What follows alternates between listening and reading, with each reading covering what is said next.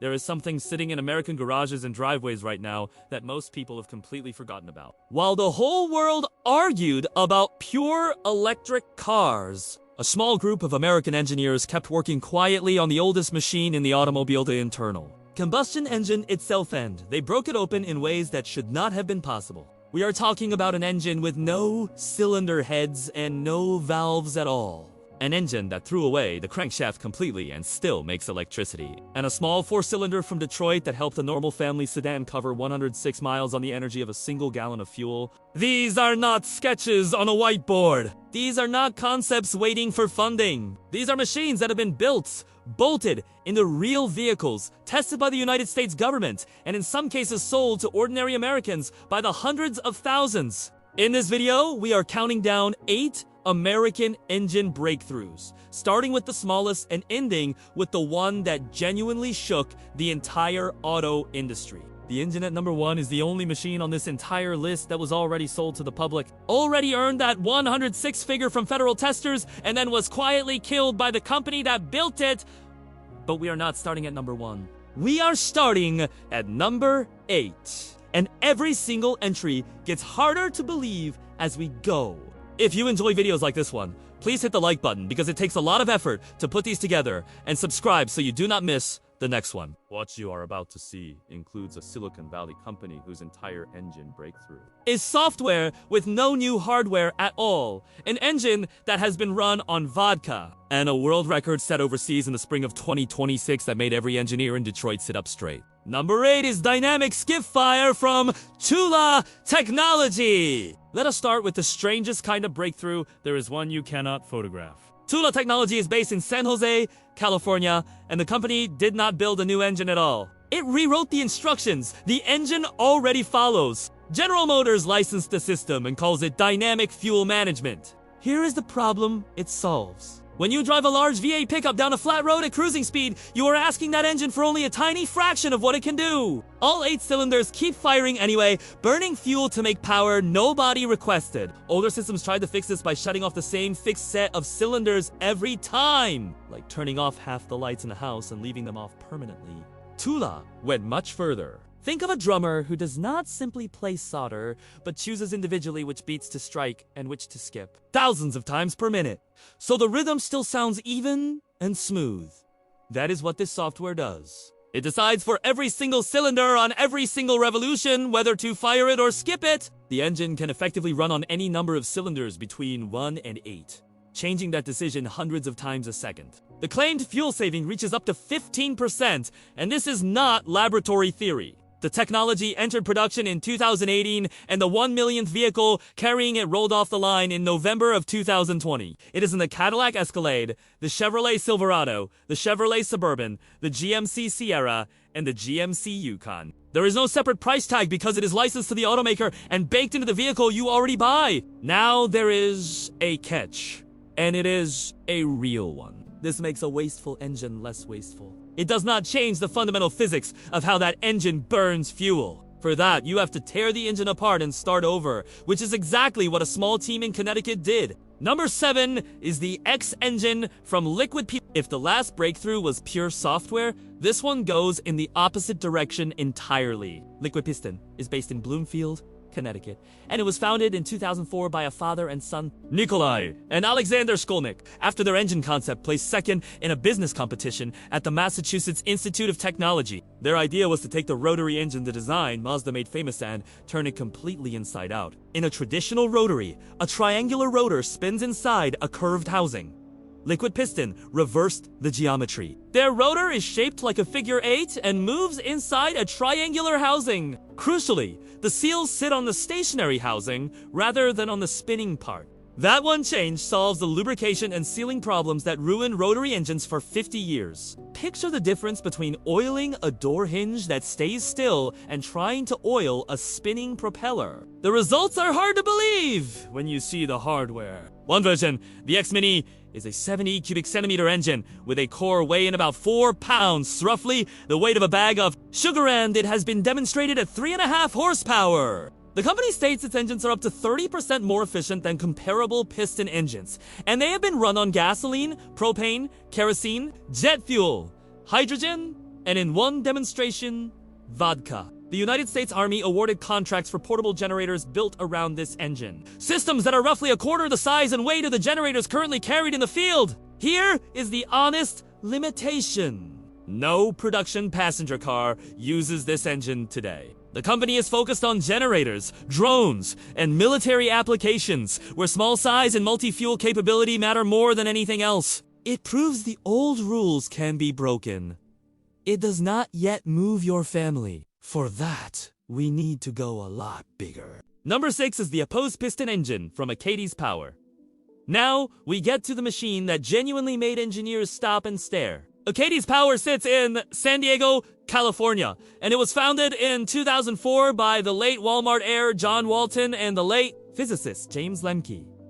Their idea was to revive an architecture that engineers had largely abandoned back in the 1930s. Here is how it works, and it is beautifully simple. In a normal engine, each cylinder has one piston, a heavy cylinder head on top, and a valve train full of camshafts, springs, and valves. In this engine, each cylinder holds two pistons facing each other, nose to nose. Fuel burns in the space between them and shoves both pistons apart at once, turning to separate crankshafts at either end. Because there is no top to the cylinder, there is no cylinder head, no valves, and no valve train. Hundreds of parts simply vanish. And because the combustion chamber is a long, narrow space rather than a wide, flat dome, far less heat leaks away into the metal walls. The flagship version is a 10.6-liter engine with 3 cylinders and 6 pistons, producing 450 horsepower and 1,750 pound-feet of torque. Peak brake thermal efficiency exceeds 49%, which is extraordinary territory for a road engine.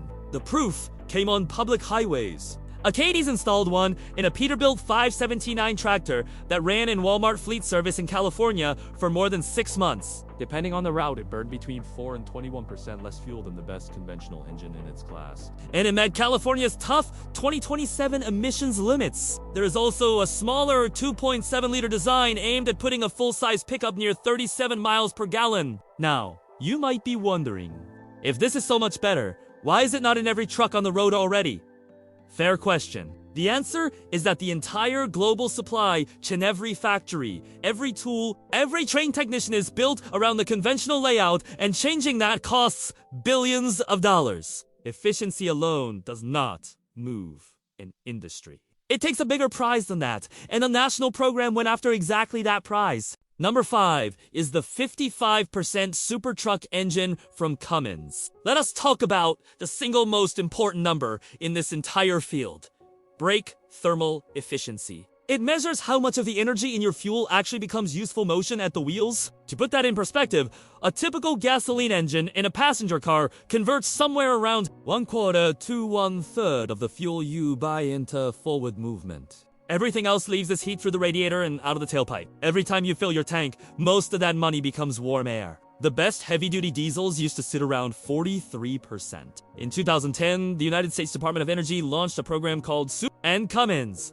headquartered in Columbus, Indiana, joined it from the beginning. In January of 2021, on a cold night in a test cell, the Cummins team reached 55% brake thermal efficiency from a diesel engine paired with a waste heat recovery system. The Department of Energy formally recognized the achievement later that year. Think about what waste heat recovery actually means. The engine has a second, smaller power system bolted to it that captures the scorching exhaust heat and turns it into extra usable work, essentially a miniature steam plant riding along on the exhaust pipe.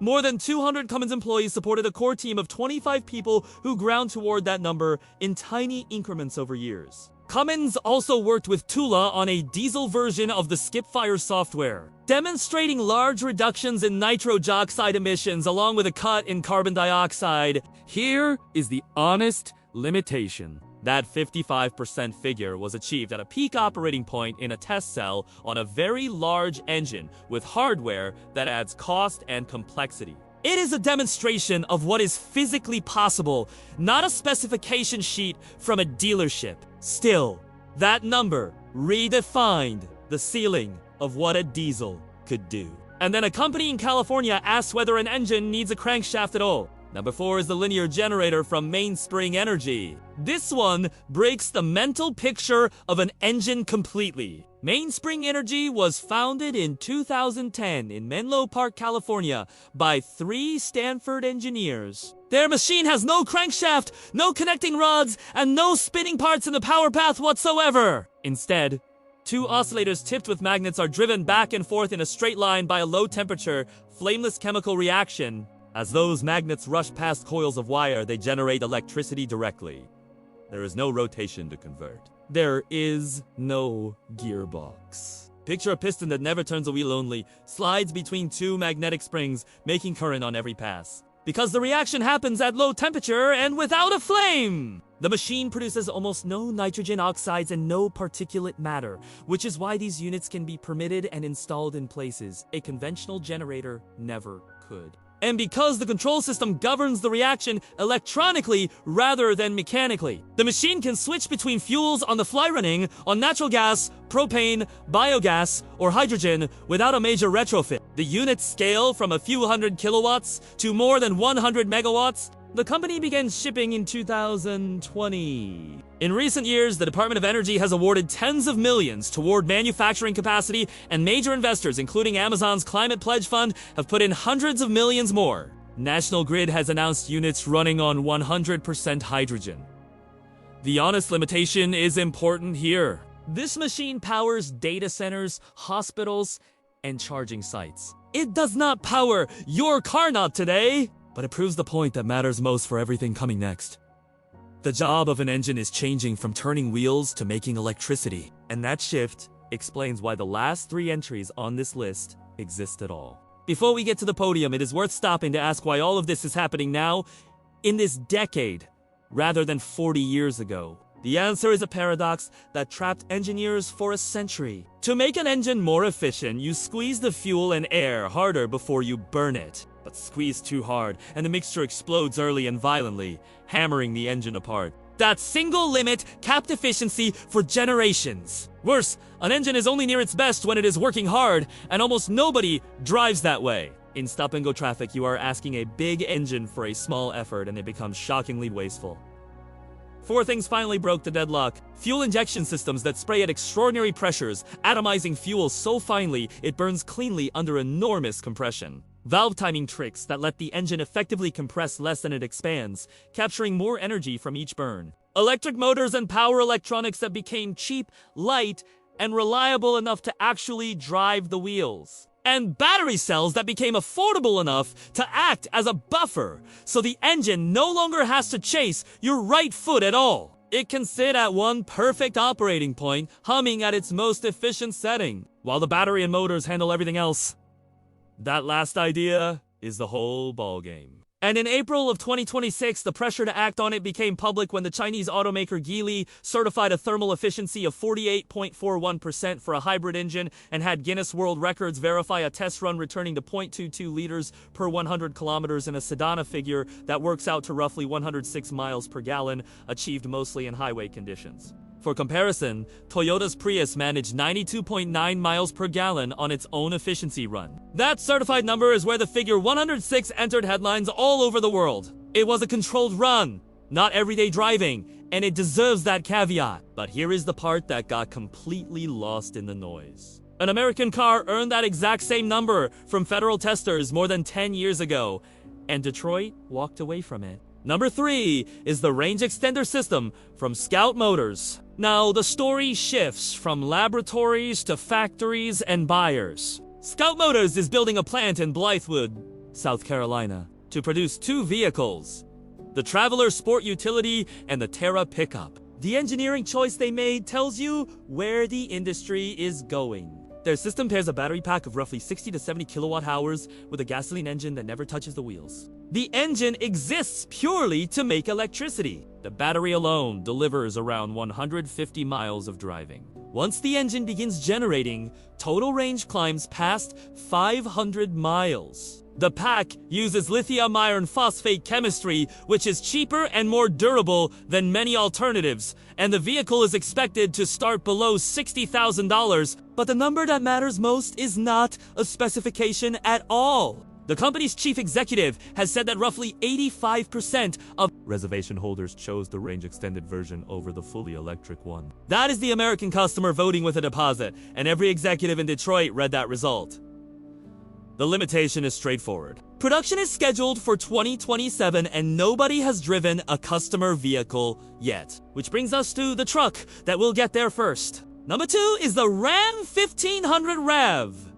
This is the machine that turns the idea into steel on a dealer lot. Originally shown as the Ramcharger and now badged the Ram 150 ORAV. It appeared in production-ready form at the 2026 Detroit Auto Show and is scheduled to enter production at the Sterling Heights Assembly Plant in Michigan in the second half of this year as a 2027 model. The architecture is the same principle executed at full size. A 92 kilowatt-hour battery sits between the frame rails, feeding electric drive units at both axles for a combined 647 horsepower and 610 pound-feet of torque. On battery alone, it travels roughly 145 miles. When the 3.6-liter V6 fires up as a generator, total range reaches approximately 690 miles, and the truck can tow up to 14,000 pounds. Here is a detail that shows how completely the industry has turned. Stellantis originally planned a fully electric Ram pickup and canceled it in favor of this.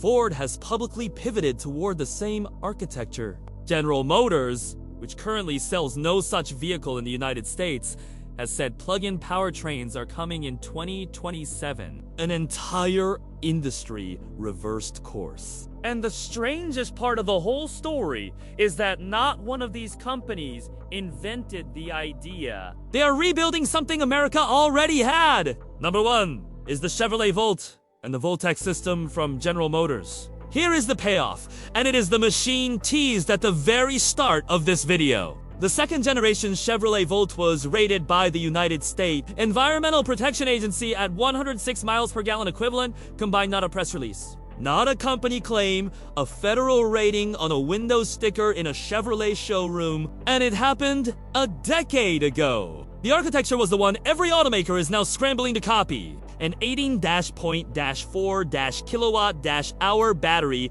drove the wheels for the first 53 miles on electricity alone, when that ran low.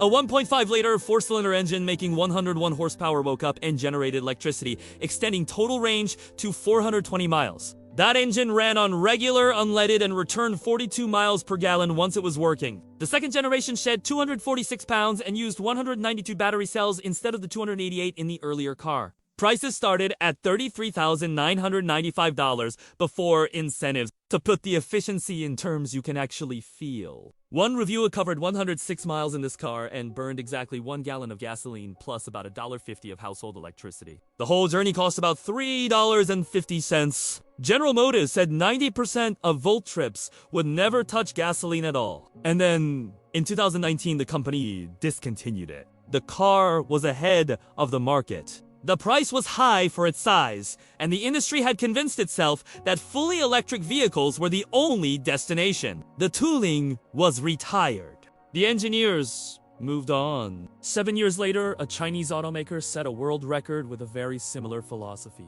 American customers put down deposits at a rate of 5-to-1 for the range-extended version of a truck they cannot buy yet. And Ram, Scout, Jeep, Ford, and Hyundai are all racing to build the exact architecture that Detroit already shipped, sold, and shelved. That is what shakes an industry! Not a brand new invention, but the discovery that the answer was sitting in a warehouse the whole time. 8 engines! Software that skips heartbeats. A rotor turned inside out. A cylinder with 2 pistons and no head. A diesel that drinks its own exhaust heat. A generator with no crankshaft. And 3 vehicles built around the idea that an engine should stop driving wheels and start making current. Every one of them is American. And every one of them says the same thing. The engine is not finished. It is being rebuilt from the inside out. And the machines that come out of this decade will burn a fraction of what your current car burns. The question is no longer whether the 100-mile-per-gallon family vehicle arrives. The question is how soon, and which badge is on the hood when it does. If you enjoyed this, hit the like button, subscribe, and turn on notifications so you never miss the next one. There are related videos on the screen right now if you want to keep watching. So, here is a question for you. Do you think Detroit made the right call killing the Volt when it did, or was it one of the biggest mistakes in modern American engineering? And which of these 8 would you actually want under your own hood? Let me know in the comments.